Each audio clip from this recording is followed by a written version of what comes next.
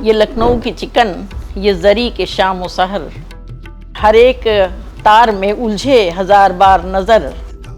ये जामदानी है या कहकशां गिरा है गुजर, तख्ते गुल पे ओस में तर, सुबह भी आए तो चराग रोशन है, तिलिस्म शाम अवध का चराग रोशन है। भारत का सबसे नज़ाकत और नफासत से भरा शहर लखनऊ, जो अपनी शानदार विरासत के लिए जाना जाता है, और यहाँ का हर दिल अजीज़ चिकनकारी हैंडवर्क इंडियन फैशन में ख़ास मुकाम रखता है। नवाबों के शहर लखनऊ से शुरू हुए इस बेहतरीन आर्ट वर्क ने अपने पेचीदा डिज़ाइनों और बेजोड़ शान से दुनिया भर के लोगों के दिलों में जगह बनाई है। लखनऊ का नाम जहन में आते ही कई तस्वीरें हमारे सामने नज़र आने लगती हैं, जैसे नवाब, बेहतरीन खाने, बिरयानी, चिकनकारी, कामदानी। चलिए आज इन्हीं सब पर हम बात करते हैं मशहूर फ़ैशन डिज़ाइनर अस्मा हुसैन से। बहुत बहुत खैर मकदम है मैम आपका DNN 24 पर। शुक्रिया, thank you so much for inviting me. तो मैम ये बताइए कि जो चिकनकारी काम है लखनऊ का, कामदानी है, मुकेश का वर्क जो है, ये कैसे लखनऊ में कैसे इसकी शुरुआत हुई?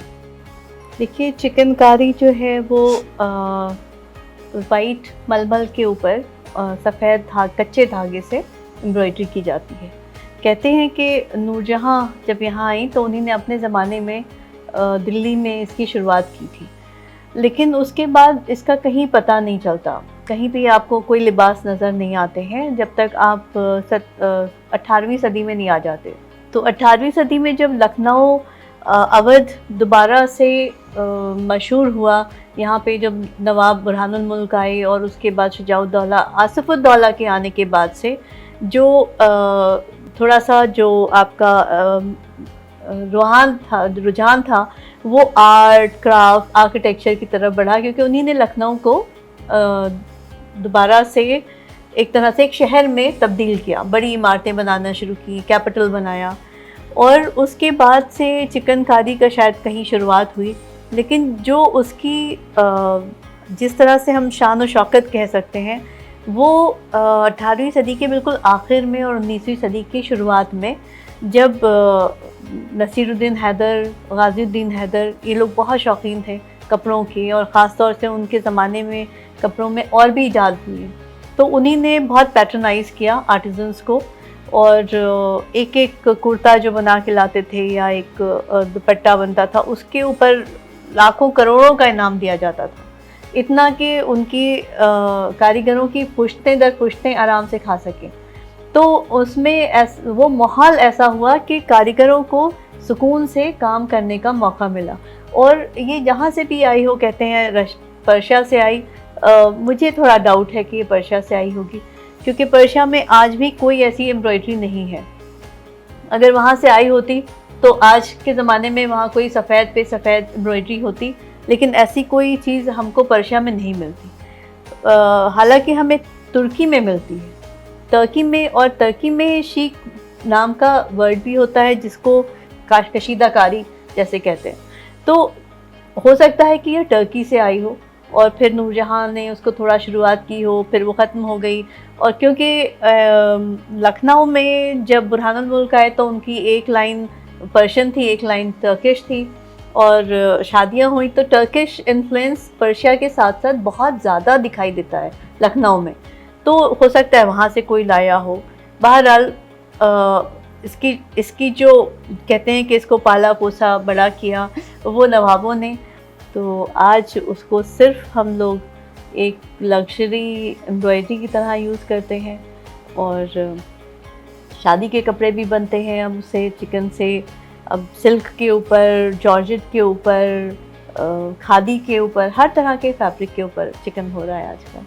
मैम जो लखनऊ में कामदानी का जो काम होता है और लखनऊ में और उसके अलावा इंडिया में और कहीं भी होता है, तो कितना फ़र्क है, और बहुत से लोगों को पता ही नहीं है कि कामदानी काम होता क्या है। आई थिंक ये सिर्फ लखनऊ में ही होता है। कामदानी एक आम लफ्ज़ है मुखैश का। मुखैश कहते हैं जो तार होता है, मेटल का तार होता है, और यूजुअली सिल्वर कलर का होता था।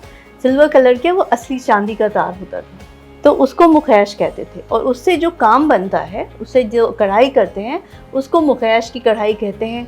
और कामदानी वो इस तरह कहलाने लगा कि उससे जो छोटे छोटे महीन महीन दाने, स्पॉट्स डाले जाते थे, वो दानी हो गया। और काम, जैसे काम मुखैश का काम या चिकन का काम कहते हैं, तो वो उससे कामदानी हो गया। तो कामदानी जो डॉट्स पड़ते हैं मुखैश से, उसको कामदानी कहते हैं। और मुखैश से जो अलग अलग और बूटे बनते हैं, जैसे डिफरेंट डिज़ाइंस होती हैं, तो उसमें पत्ती का काम, चालू काम, ये सब कहलाते हैं। और खुजली, बहुत हर उसके मोटिव का एक अलग नाम है। और मुखैश जो है वो बेसिकली जरदोज़ी का पार्ट होता था, मुखैश का तार, उससे जरदोज़ी बनती थी। लेकिन लखनऊ में जब नवाबों का पीरियड था और गर्मियों के ज़माने में उन्होंने कहा कि हम जरदोज़ी नहीं पहन सकते, क्योंकि गर्मी होती है और जरदोज़ी जो है, मेटल वायर्स होते हैं, वो इतना हैवी होता है कि आप उसको पहने तो ये और गर्म हो जाएगा और बहुत ज़्यादा ओवर द टॉप लगता है। तो यहाँ की, जैसे कहते हैं, नफासत मशहूर थी, डेलिकेसी। तो वो डेलिकेसी को देखते हुए यहाँ के नवाबों ने कहा कि चमकती हुई कोई कढ़ाई जो गर्मियों के लिए होना चाहिए। तो इसलिए पहले ज़माने में मुखैश या कामदानी सिर्फ गर्मियों में ही पहनी जाती थी। अब तो आप उसको देखते हैं कि हर सीज़न में लोग पहन रहे हैं, लेकिन जरदोज़ी सर्दियों में पहनी जाती थी और गर्मियों में मुखैश का काम पहना जाता था। तो उसमें महीन जॉर्जेट शिफॉन के दुपट्टे या मलमल के दुपट्टे, और उसके ऊपर महीन महीन दाने पड़े होते थे। और गर्मियों में अगर आप देखें तो ज़्यादातर जो महफ़िलें होती हैं वो शाम को होती हैं। शाम अवध मशहूर है। तो रात के वक्त जब आप अंधेरे में सिर्फ शमा जल रही हो और उसमें कामदानी का दुपट्टा या कामदानी का कुर्ता पहन के बैठे हो बाहर, तो उसमें जो वो झिलमिलाहट आती है, तो वो इतनी खूबसूरत लगती है। तो इसलिए वो गर्मियों में पहनी जाती थी। और क्योंकि हल्की होती है, महीन तार होते हैं, लाइट वेटेड होता है, तो आपको गर्मी के कपड़ों पे, चाहे आप मलमल पे करिए या शिफॉन जॉर्जेट पे करिए, उससे आपको आसानी से वो कढ़ाई हो जाती है। तो ये इस वजह से लखनऊ में ही ये पनपी, लखनऊ में ही इसको एक तरह से ईजाद किया गया। अब लखनऊ के अलावा कुछ कुछ अलीगढ़ में या रामपुर में थोड़ी बहुत बन जाती है, लेकिन इसकी जो मेजर जो आर्टिसंस हैं, कारीगर हैं, जिनको उस्ताद कहेंगे, वो लखनऊ में ही हैं। और आज भी लखनऊ के अलावा मुझे नहीं लगता कि मुखैश कहीं होती है। सारी दुनिया में तो नहीं कहेंगे, लेकिन टर्किश एम्ब्रॉयडरी में फिर वो तार दिखाई देते हैं, लेकिन उसका तरीक़ा डिफरेंट है। थोड़ा वो मोटा काम होता है और भारी होता है, और यहाँ पे उस काम में बहुत नज़ाकत है। तो वो चीज़ जो है कि कौन सा कपड़ा किस सीज़न में पहना जाएगा, कौन सी कढ़ाई किस सीज़न में पहनी जाएगी, किस में नहीं पहनी जाएगी, ये सब लखनऊ की नफासतें हैं। वर्ल्ड फेमस अमीरुद्दौला लाइब्रेरी के रिटायर्ड लाइब्रेरियन और उत्तर प्रदेश हिंदी संस्थान से साहित्य भूषण सम्मान पाने वाली साहित्यकार नुसरत नाहिद ने लखनऊ चिकनकारी और हैंडवर्क पर बात की और कई बारीक बातें DNN 24 के साथ शेयर की। चिकन की कहानी ऐसी है कि मुर्शिदाबाद में जिस वक्त शुजाउद्दौला थे, उसके बाद उन्होंने वहाँ मुर्शिदाबाद से सादत अली खां की जो पहली बेगम थी, वो मुर्शिदाबाद से शादी करके आई थी। उनका नाम था रुखसाना। जब पिछले ज़माने में ऐसा होता था, लड़कियों को शादी में जैसे लोटा कटोरा पानदान और इस तरह की चीज़ें ज़रूरत की दी जाती थी, वहाँ साथ में एक तीलेदानी भी दी जाती थी। उस तीलेदानी को एक छोटा सा वो झोले टाइप होता था, लेकिन उसमें गरम कपड़ा, उस गरम कपड़े में सुइयाँ होती थीं, बटन होते थे और तागे होते थे हर तरह के। और उस वक्त सुइयाँ जो थी वो चांदी की बनती थीं। इसलिए चांदी की बनती थी कि उंगली में लगे अगर तो उससे कोई इन्फेक्शन ना हो, कुछ ना हो, ये उस वक्त की सोच थी। तो रुखसाना बेगम ने सोचा कि मैं क्या करूं। उन्होंने अपने नवाब साहब को खुश करने के लिए उनके लिए एक टोपी बनाना शुरू की। उस टोपी में उन्होंने वही कच्चे धागे से चिकन बनती थी, तो वो कच्चा धागा उन्होंने लिया और एक सूती वॉयल के टुकड़े पर उन्होंने टोपी काटनी शुरू की। तो वो पहला चिकन का काम अवध में उस वक्त शुरू हुआ। तो उन्होंने बहुत अच्छी बारीकी से उन्होंने दिल लगा के वो टोपी बनाई नवाब साहब के लिए। जब महल में रहने वाली कनीज़ों ने और जितनी भी वहाँ खवास रहती थीं, सब ने देखा कि ये तो बड़ा अच्छा काम चल रहा है, तो हम भी क्यों ना सीखें। जैसा कि औरतों की आदत होती है, वो एक दूसरे को देख के वो खुद भी करना चाहती हैं। तो महल में वो लोग भी काम करने लगी कि हम भी काढ़ें। तो इस तरह चिकन को अच्छे से अच्छा काढ़ने में तमाम टाँके बनते चले गए और इतने टाँके बन गए, फिर वो चिकन कढ़ते कढ़ते डेहड़ी तक आ गई नौकरों के साथ, कनीज़ों के साथ। फिर डेहड़ी में आने के बाद वो बाहर सड़क पर भी निकल आई और पूरे अवध में फैल गई।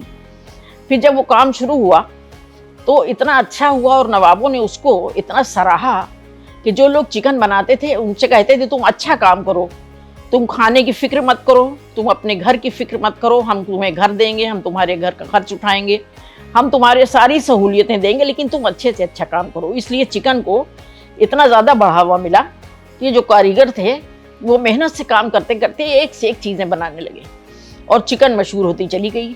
उस वक्त चिकन यूके, फ्रांस, हर जगह भेजी जाती थी, हर जगह चिकन बनने जाती थी और बंदरगाहों पर जाती थी। लोग कहते हैं कि इसका चिकन नाम क्यों पड़ा। ये फारसी शब्द है, चिकन जो है ये फारसी शब्द है। इसके मतलब होते हैं किसी चीज़ को बहुत अच्छा बना के और उसको स्थापित करना। इसके माने चिकन के ये होते थे फारसी में। ये 32 टाँके हैं कुल चिकन के, जैसे उल्टी बखिया, शैडो वर्क भी उसको कहते हैं, मुर्री, कंगन, बिंदिया, काज और बुंदेल और छागल, इस तरह से 32 टाँके हैं। और 32 टाँकों की स्पेशलिटी आपको लखनऊ में ही मिलेगी। अभी भी लखनऊ में औरतें भी काम करती हैं, मर्द भी काम करते हैं। बहरहाल पहले कच्चे धागे से ये सब काम किया जाता था और कोरे कपड़े पे भी किया जाता था। जो कोरी वॉयल होती थी उस पर कोरे धागे से काम किया जाता था और उसके धुलने का एक सीज़न होता था कि वो कपड़ा कब धुले। मलमल ऐसी बिनी जाती थी इंडिया में कि जो बांस होता है उस बांस को अंदर से खाली कर दिया जाता था और आबे रवां जिसको कहते हैं, आबे रवां जिस मलमल का नाम था, वो ऐसा होता था जो राजा और नवाब ही पहनते थे। वो ऐसा होता था कि उस पूरे थान को वो बांस में रख देते थे और फ्रांस वगैरह में जब वो बाहर भेजते थे तो उसी बांस में रख के वो पूरे थान भेज देते थे। और उस वक्त जो जामे नेमे सब नवाब बनाते थे और लेडीज़ के काम ऐसे बारीक कपड़ों पे वो काम बनता था कि वो रात में पहनते थे। और गर्मी के ज़माना था, उस वक्त एसी और इसका ज़माना तो था नहीं, तो वो बारीक कपड़े, इसीलिए कॉटन को ज़्यादा तरजीह दी गई हिंदुस्तान में, क्योंकि यहाँ गर्मी बहुत पड़ती थी। तो वो लोग जो रात में जामे और नेमा जो पहनते थे वो इतना बारीक होता था कि वो सुबह तक वो डैमेज हो जाता था और सुबह वो उसको फेंक देते थे। इसीलिए काम उनका चलता रहा कारीगरों का और ये अच्छे से अच्छी चीज़ें बनाते रहे और उन्होंने बहुत अच्छी तरह सारे कारीगरों को स्थापित किया। और अभी तक जो काम चल रहा है वो उन्हीं नवाबों की देन है और बादशाहों की, जिन्होंने उनको इतना सहायता दी, इतनी उनकी सहायता दी और उनके साथ इतना उनको इनकरेज किया कि वो अच्छे से अच्छी चीज़ बनाते थे। अभी भी बहुत चिकन के काम देखिए आप जाके, अच्छे अच्छे मिलते हैं। लखनऊ अपनी कारीगरी और हस्तकला की बदौलत दुनिया में चिकनकारी का प्रमुख प्रोडक्शन हब बन चुका है। यहाँ की तंग गलियों और कारीगर बस्तियों में बसने वाले शिल्पकार पीढ़ियों से इस प्राचीन कला को निखारते आ रहे हैं। इन कारीगरों के हाथों में ऐसी महारत है कि वो कपड़े पर सुई धागे से जादू बुन देते हैं। जो हमारे लखनऊ का काम है ये पूरी दुनिया में हमारा जाता है और हर जगह के लोग इसको काफ़ी पसंद करते हैं, चाहे वो चाइना हो, ऑस्ट्रेलिया हो, यूके हो, लंदन हो, लैटिन अमेरिका हो।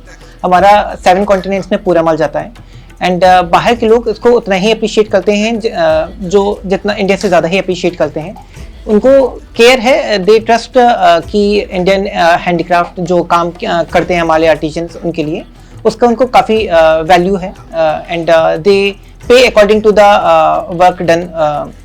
जितना उसमें काम किया जाता है उसमें उसका अप्रिशिएट करते हैं, दे अप्रिशिएट इट और उसी हिसाब से उसकी वैल्यू डिसाइड होती है। शुरू से मतलब मम्मी पहले बनाती थी काम ये चिकन का, तो उन्हीं को देखे देखे हम लोग भी आ गए।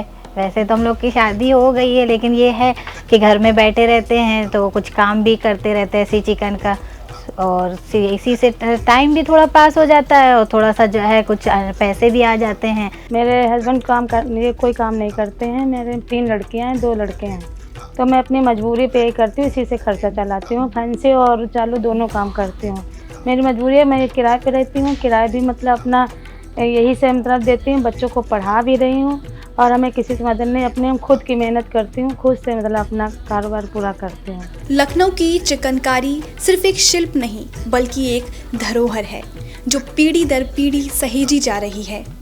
कारीगर इस शिल्प को ना सिर्फ जिंदा रख रहे हैं बल्कि इसे और समृद्ध बना रहे हैं। अगर इस पारंपरिक शिल्प को और प्रोत्साहन मिले तो आने वाले समय में चिकनकारी को दुनिया भर में नई ऊंचाइयों तक पहुंचाया जा सकता है। हाँ, कुछ चुनौतियां हैं, लेकिन भविष्य में कारीगरों को सही प्रशिक्षण, आर्थिक मदद और बाजार उपलब्ध कराया जाए तो ये कला अंतर्राष्ट्रीय स्तर पर और भी लोकप्रिय हो सकती है। जो है आपके आसपास, आपके शहर का खास, वो दिखाएगा आपको DNN 24, आपका अपना डिजिटल न्यूज नेटवर्क। तो फिर कीजिए लाइक, सब्सक्राइब और फॉलो।